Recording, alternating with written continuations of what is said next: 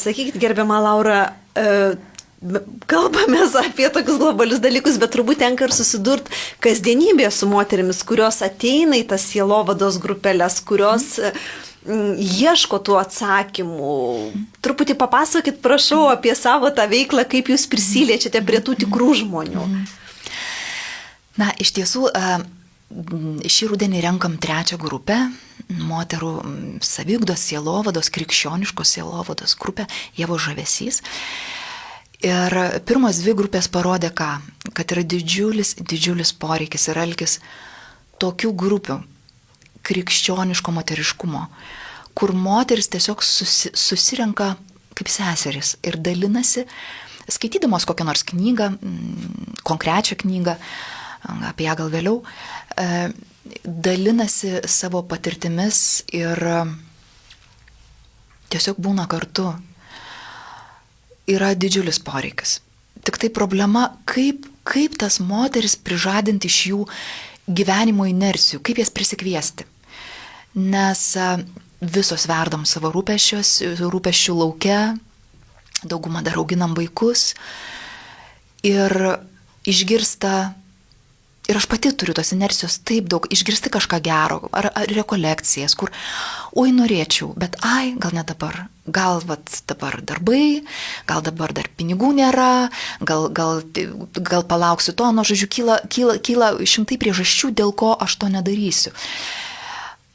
Va ta gyvenimo inercija vėl tas pasaulis, kuris mus įtraukia, apaugina kažkokiom tai sąmonom.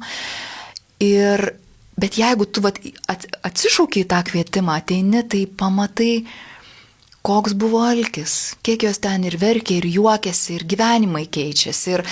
Ir aš galiu pasakyti, kad tos 2 grupelės, jos iki šiol neišsiskirsto, žinokit, ir skaito moteris, renkasi jau savarankiškai, kitas knygas, nenori skirstytis.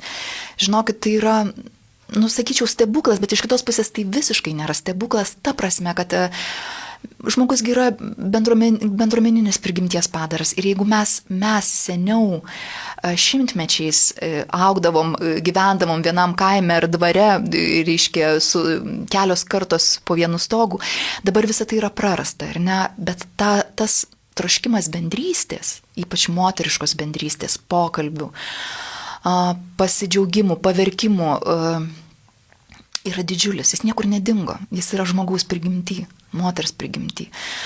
Tai šitos mūsų grupelės, jos iš dalies realizuoja šitą seserystės, moteriškos seserystės poreikį, plus sakau, aš tikrai stebiu, kaip keičiasi gyvenimai, kaip moteris, tarkim, gyvenusios civiliniai santokoj, po grupelės susituokė su savo vyrais ir kažkaip tai.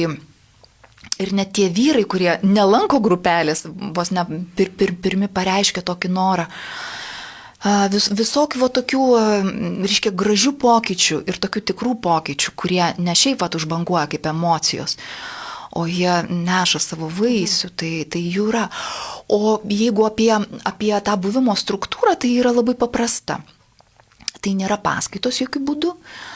Tai yra, jeigu šnekam apie Ievo žavesio programą, tai yra 13 susitikimų kas savaitinių, kurių metu mes skaitome protestantų sutuoktinių Stacy ir Johno Eldridge knygą Žavingoji.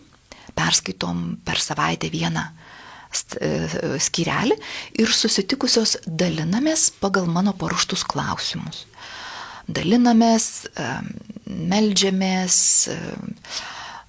būna tokių krikščioniškos, kaip čia pasakius, meditacijos, kontempliacijos, psalmių kontempliacijos, tokie intarpai. Galiu pasakyti, kad tos 2 valandos, kurioms skirtas susitikimas, jos tiesiog traška per siūles, mes vos spėjam ir visada lieka kokiu nors dar neapšnekėtų